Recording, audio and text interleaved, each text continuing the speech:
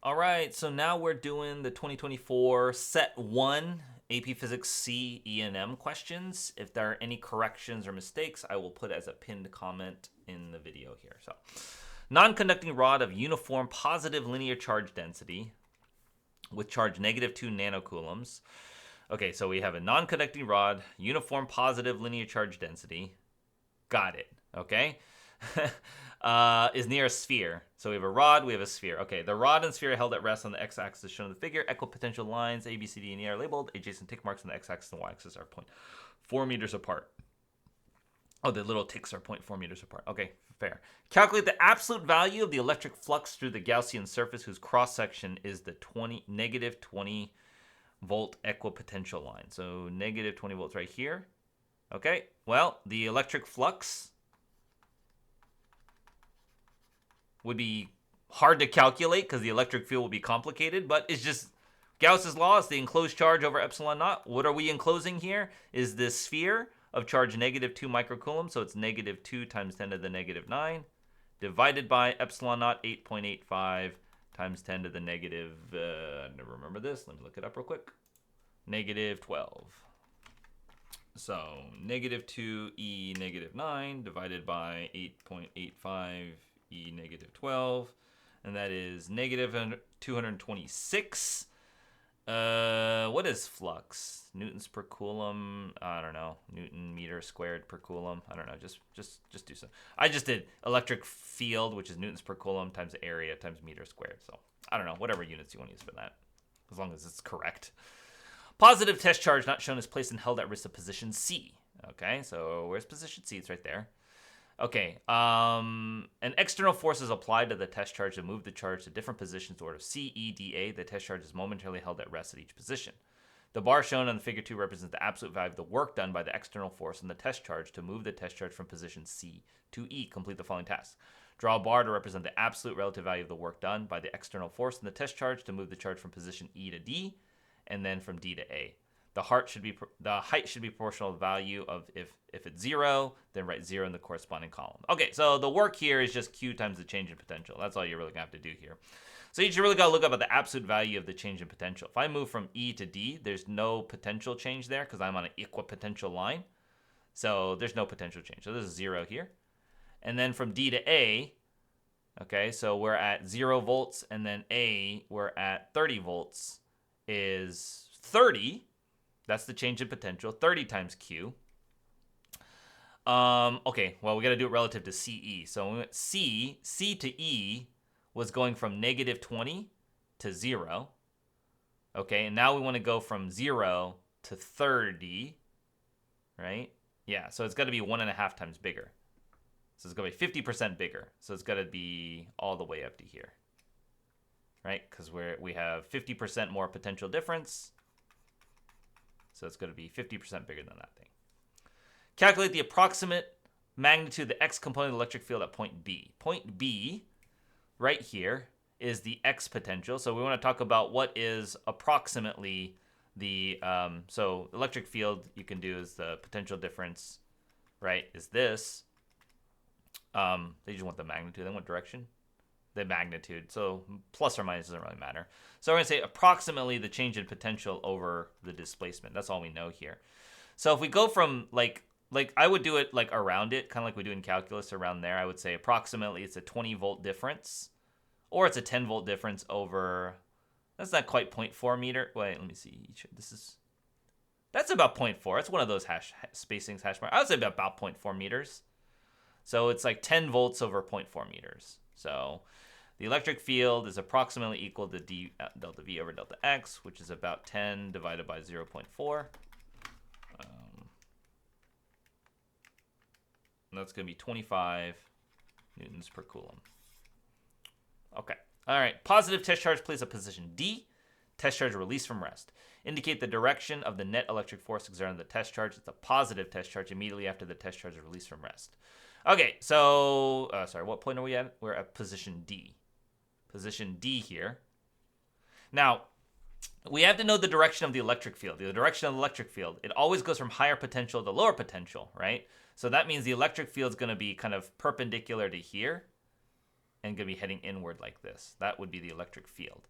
And so it's going to be drawn towards it. So approximately upward, I would say at this point. Remember, because it has to be perpendicular. The electric field is supposed to be perpendicular to the equipotential lines.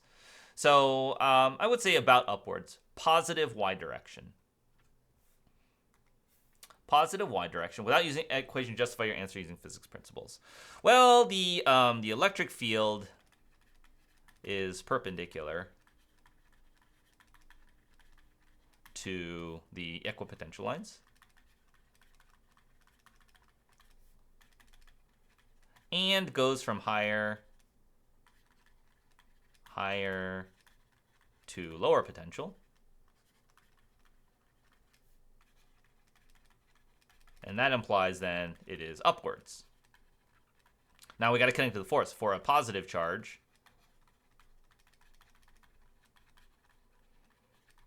the force experienced is the same direction as the electric field. Same. If it was a negative charge, it would be opposite. Same direction as the E field. And that would be enough to justify that. Okay, the sphere and the test charge are removed. The rod has a length 4L, uniform positive linear charge density. The rod is held at rest on the x-axis in the orientation shown in figure 3. Position P not shown is located on the x-axis at distance xp from the origin where xp is greater than 4L. So xp is somewhere over here. So this is xp. The electric potential is this. Using integral calculus, derive the expression for VP device. I got to derive this. You know what the answer looks like? That's nice. You got to figure out how you're going to get to that answer. Okay, so what we're going to do is when we have a charge density like that, remember, the whole point of integral, this is the key thing. This is probably the most important thing to learn in physics is how do we set up integrals? We're chopping these things up into little charges here, right? Length dx, if you will. And then the charge on them, the located dq, is equal to lambda dx. That's the idea, right? That's how much charge is located in that little piece. And then what is the potential at some point? The potential is kq over r, right? That is formula for a point charge. And now that we've chopped it up into a tiny piece, it's like a point charge. So the little charge here is k dq over r. Now we got to plug in everything. K, okay, that's fine. dq is lambda dx, and then r, this is the tricky piece. If we make this x equals 0, we have to say, what is the r? What is the distance from there to there? Okay, if this piece is located at x, then the distance from there to there is xp minus x, right? And I want the positive value, so we're going to say xp minus x. It would have been better if I picked a different charge, like right here. So what's the distance from there to there? It's xp minus the x distance from there to there. Okay, so that's the dv. And then that's the potential from just that single point charge. That lambda, oh, actually, just lambda there. So now we're going to integrate this, okay, to get the total potential. You want to add up all of those point charges. That's what the integral sign is. It's a sum. It's a sum from 0 to 4L. Because this is x equals 0, we're going to go to 0 to 4L here. Okay, now this, because this is a minus sign, by the way, a minus x, because we're integrating over dx, it's going to be k lambda, and then you're going to have negative natural log, okay, negative natural log of xp minus x. And that's because if I take the derivative of that, multiplied by -1, it'll become positive, okay, from 0 to 4L. So this is going to be negative k lambda, natural log of xp minus 4L, minus k lambda, natural log of xp minus 0.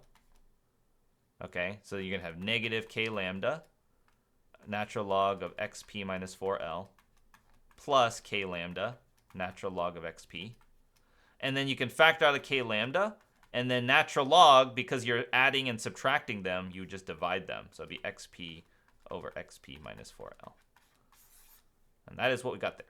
Cool. It's nice when it works out. There's some satisfaction where you're just like, I didn't make a mistake on the sign because someone told me what the answer is, so I didn't mess up anything there. All right, on the figure 4, sketch the graph of the component of the x of the electric field from the rod as a function of x from 4L to 12L. Well, the electric field is negative dv dx, right? And so we know the potential. So we can just calculate, we can just take the derivative. Well, they did in terms of xp, but honestly, you could just replace it with x, right? And so this is k lambda natural log of x over x minus 4L, right? Yep. Okay, so that's going to be negative k lambda, or k lambda there. Is there an easier way to do this? No, probably this is probably the easiest way. Derivative of natural log is going to be 1 over that first. X minus 4L over x times, by chain rule. Actually, I probably would not have, well, I probably would not combine them into a single natural log, just because it's easier, ln x minus ln x minus 4L. Because then the derivative is a lot easier, right? Like, combining into a single natural log is kind of nice, but not when I want to take a derivative. Like this. Okay, so I can distribute the negative sign. It's going to be... Oh, they want the So, wait, which one's bigger? Is this going to be negative or positive? This is a bigger denominator, so this one's going to be bigger. Yeah, so I'll distribute the minus sign.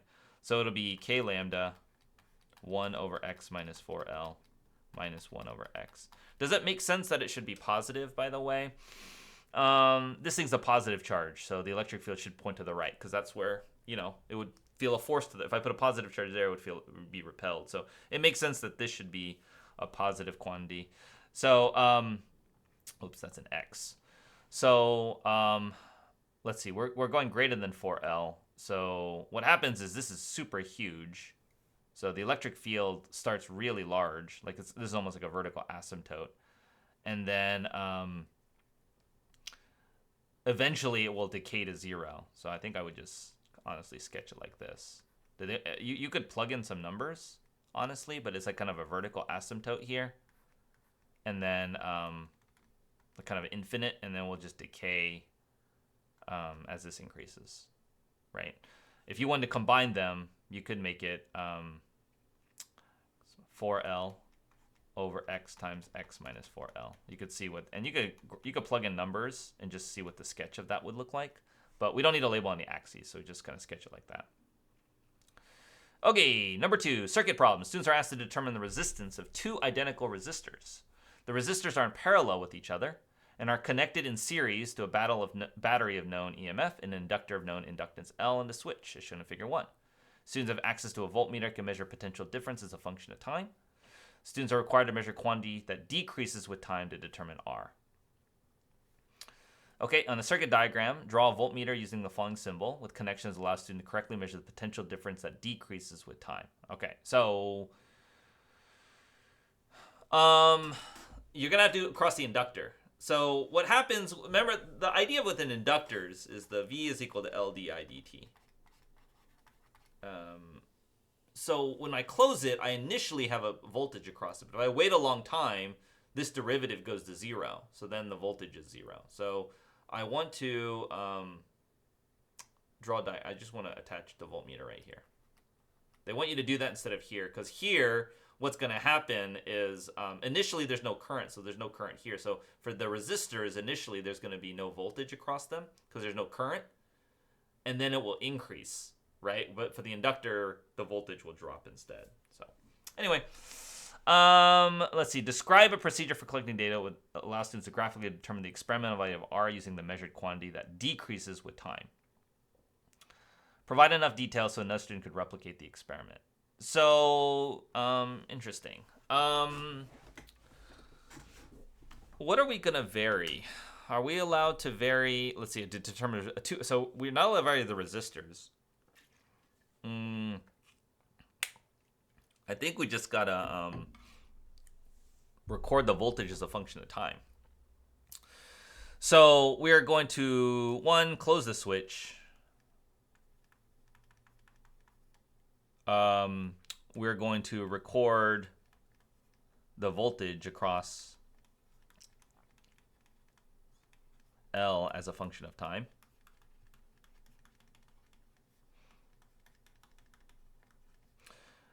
And then honestly, I would curve, if I were doing it, I would honestly curve fit it, because what you're gonna get a graph of is the voltage is gonna spike up and it's gonna decay, and that decay constant is L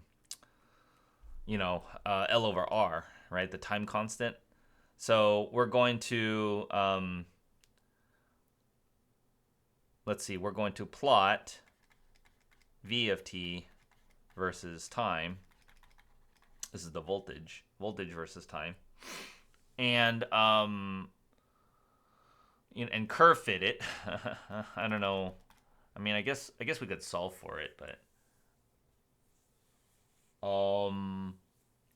maybe you could, if you wanted to solve it more directly, you could just pick a 50% point maybe, and then just say the time constant is equal is when is like, and solve for the time constant that way. Ultimately, we're going to use the time constant to figure out R because we know the inductance. So maybe we'll just mark that, plot it, and record when V of t is equal to 0.5 of the EMF. Okay, and then we're going to use this equation. This is the voltage across the inductor is going to be e to the minus t over L over R, or T R over L. Right? So at time 0, it starts here, and then infinity decays, and we're going to set that equal to 0.5 epsilon naught. So then e to the minus t, so then you take the natural log of both sides, and you get minus t times R over L is equal to natural log of 0.5. And then you're going to compute, this is the time we measure, R is going to be negative L over T, ln is 0.5, right? So we're going to compute that, and then, so compute that, and then we're going to repeat this like 10 times. Right. Okay. On the axis shown in Figure 2, produce a graph that represents the expected trend of the data by completing the following tasks. Label the quantities graphs on the vertical axis. So I kind of already did it a little bit. So this is epsilon naught. It's going to decay. Oops. It's going to decay. This is the voltage. Voltage in volts. This is time in seconds. Sketch a curve line that represents the expected trend of the data. Labeling the appropriate intercepts or asymptotes in the quantities you provided. I will mark this as the 0.5 epsilon naught, and that's going to be our time there. Our time. Our 50% time, if you want. Okay? And maybe I'll call it here 50%. And record when the T 50% is when that occurs. Describing the information graph, we used it. Oh, maybe I wasn't supposed to do this part here. So we'll say all of this part that I put up here.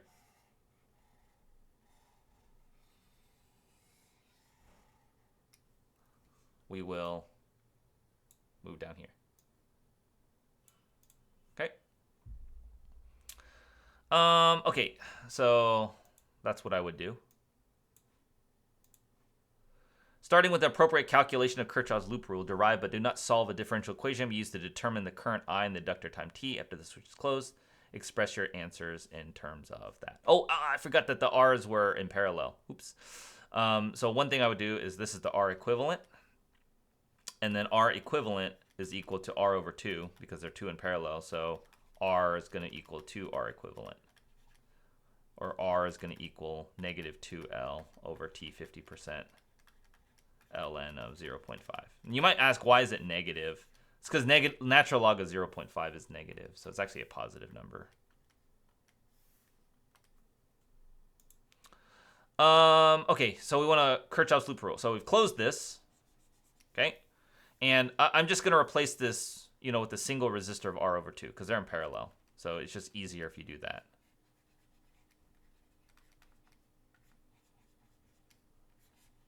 Okay, so loop rule is very easy. So we make our plus minus, plus minus, plus minus.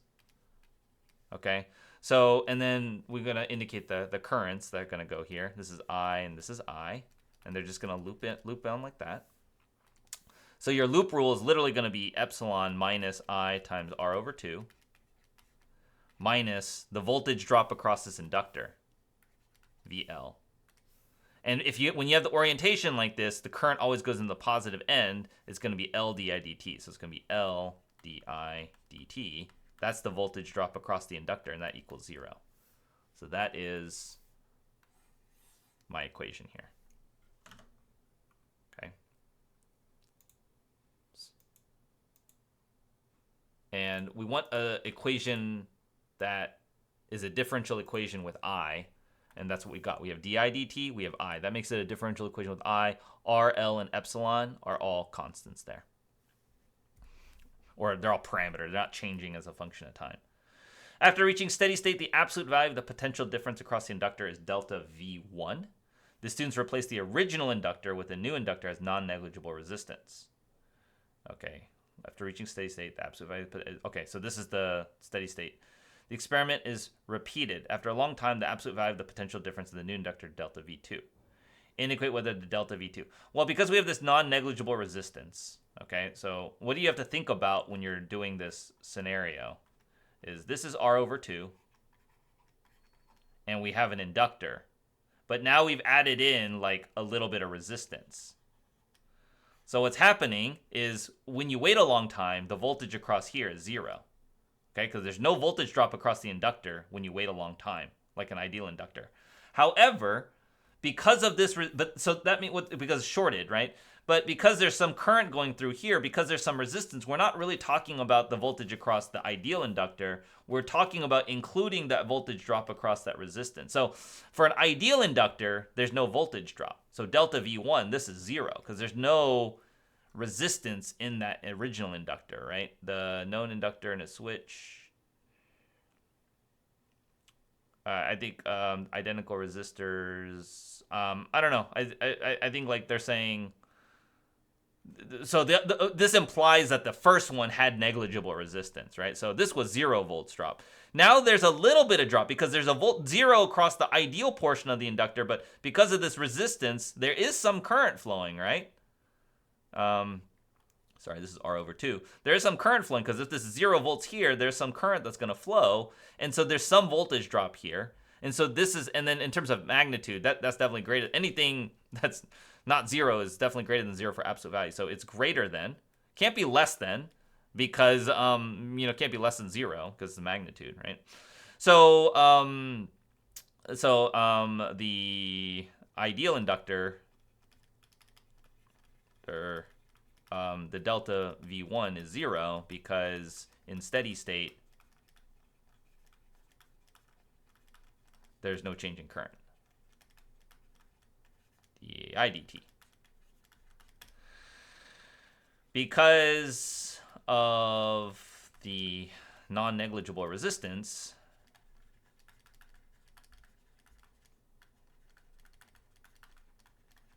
in the second inductor, there is some IR drop. So delta V2 is greater than 0. And that would be my justification. Okay, number 3. A wire is connected to a resistor of resistance R to form a right rigid rectangular loop of width L and height 2L.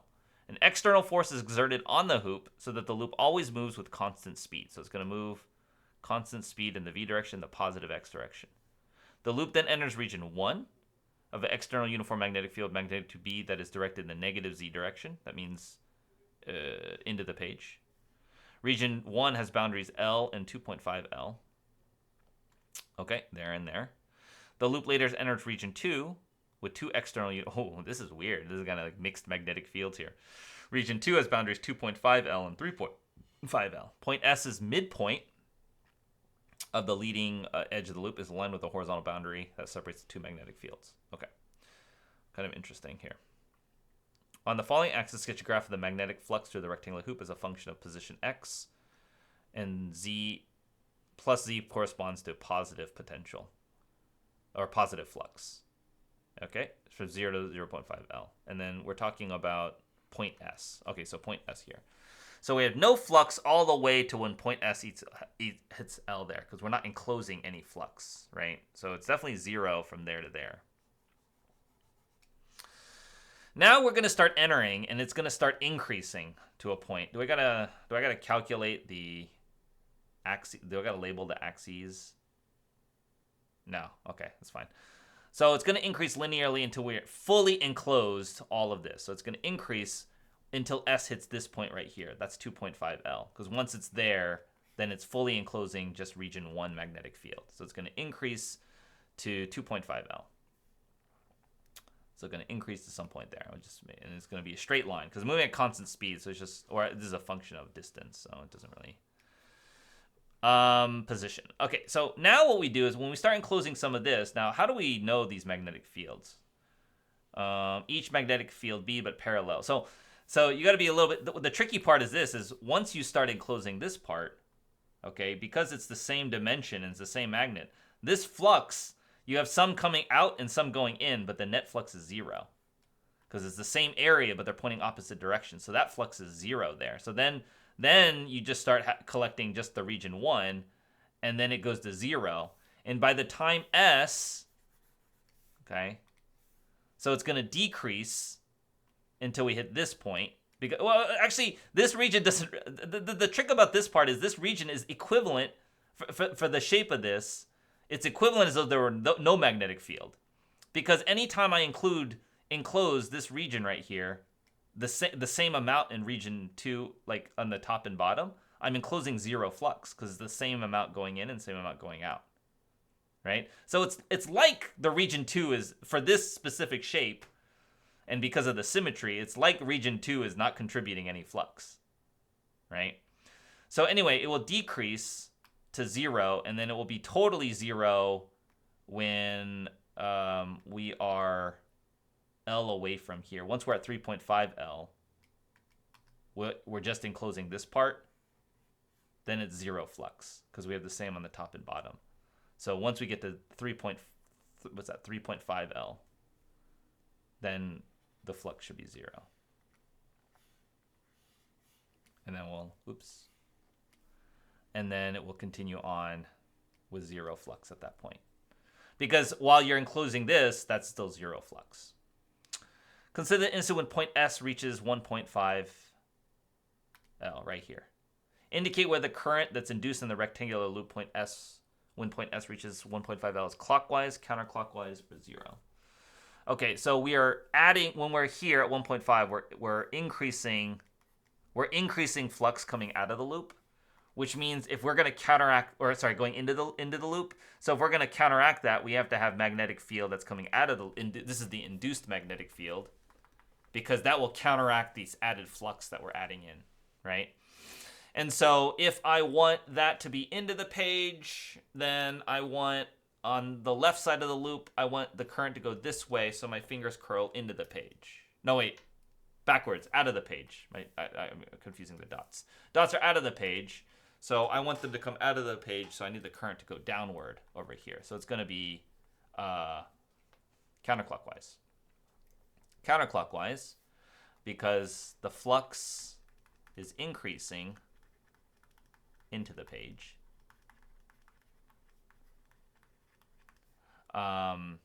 Thus, the induced flux B will have flux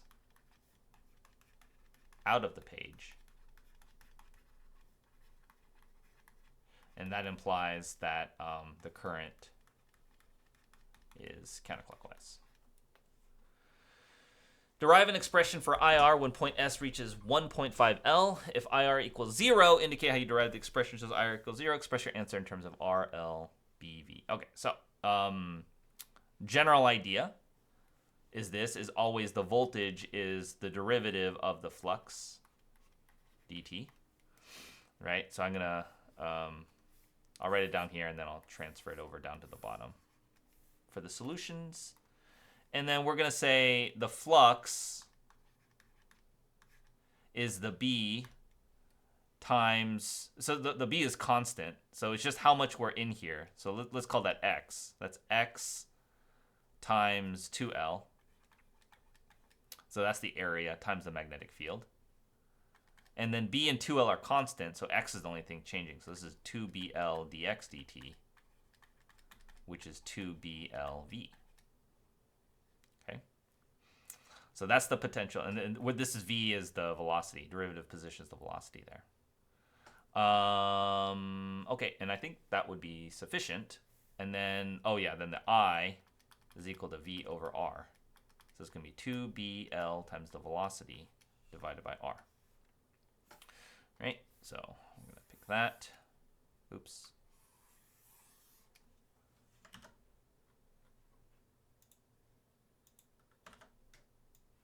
Right there, like that.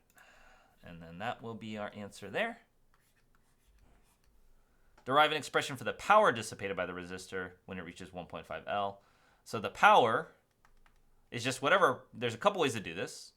You can do it as the power that the resistor is going to have by conservation of energy, I squared R. That would be the easiest way to do this one. You can do it by what the magnetic force would be. But honestly, I would probably do this one. Oh, actually, sorry. They said power by the resistor anyway. I thought they meant the work done by pulling the loop through, but no. I squared R. So for a resistor, that's easier because I already have I, right? So this is 2BLV over R squared times R, which is going to be 4B squared L squared V squared over R squared times R is over R. Like that. All right, the total energy dissipated by the resistor in the rectangular loop of point S moves from 0.5 is the original. The vertical boundary between 1 and 2 is now shifted to x equals 1.5 L. After the boundary is shifted, the rectangular loop again moves with speed v. The total energy dissipated resistor is E nu. Indicate whether E nu is greater than or less than or equal to E original. Ooh, that's an interesting question.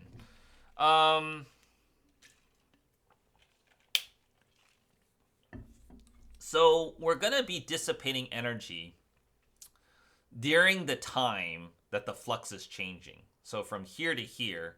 So when S is from here all the way to when S is like L away from this edge. L away from the edge is here. From there to there, we're going to be dissipating some energy because the flux will be increasing or decreasing. How about for this one? So let's just talk about it like in terms of like, because it's going to be changing from here. Oh, shoot. There's a part where there's no flux changing here. I think on this graph I needed to, well, actually, let me double check. This width is L. So then at 2L, yeah, at 2L, at this point, we have the flux. The flux is not increasing anymore. So I left that out of the graph. 2L to 2.5L. The flux should have been flat there.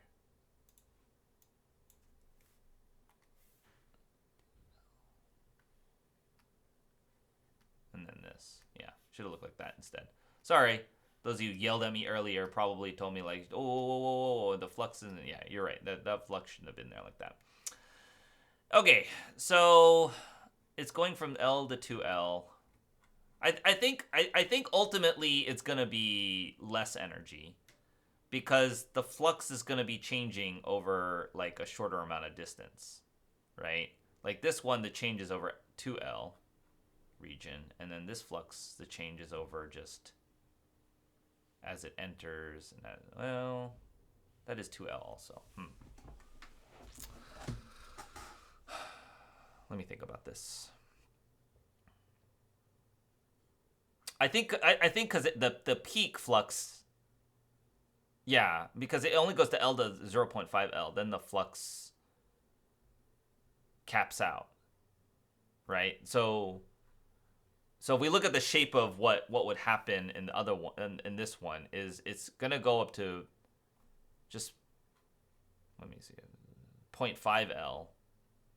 It's gonna do this. It's gonna go up, and then it's going to flatten, and it's going to come back down. But only during the times that the flux is changing. will I have energy dissipated. So it's going to be a shorter amount of time.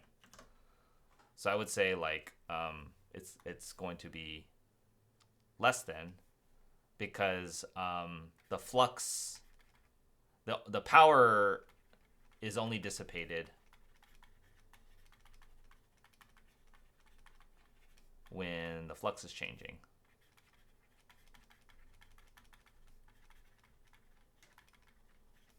Which is for a shorter amount of time of distance, amount of time distance for the Inu. I'm going to star this one. I haven't totally convinced myself that I argued that correctly, so I'm going to star that and come back to it. Okay, original magnetic fields are modified so that L less than X less than 3.5 L contains an external uniform magnetic field of magnitude B directed in the Z direction. New wires connected to this. External force exerted, so it moves with speed V in the positive X direction. So the same thing. Sketch a graph of the induced current in the triangular loop as point S moves from L to 3L. So the area change is more complicated. Because it's not a rectangle. So when you enter the loop, it's only going to be, the area is going to be increasing by a little bit, but then it increases by more and more as you move on. So what that means is the change in the flux per time, which is really the derivative, it's B times the derivative of the area. This has like this is the voltage, right? Which is proportional to the induced current. The dA dt is not constant. It's like increasing at a linear rate because of this triangle. So that means the voltage is gonna increase at a linear rate. And so once it begins to enter, it starts here, but then it's gonna ramp up till we get to L. So it'll like max out here. Okay. Then now we're fully in the loop now, so now we're not gonna have any more. Well, let me shoot.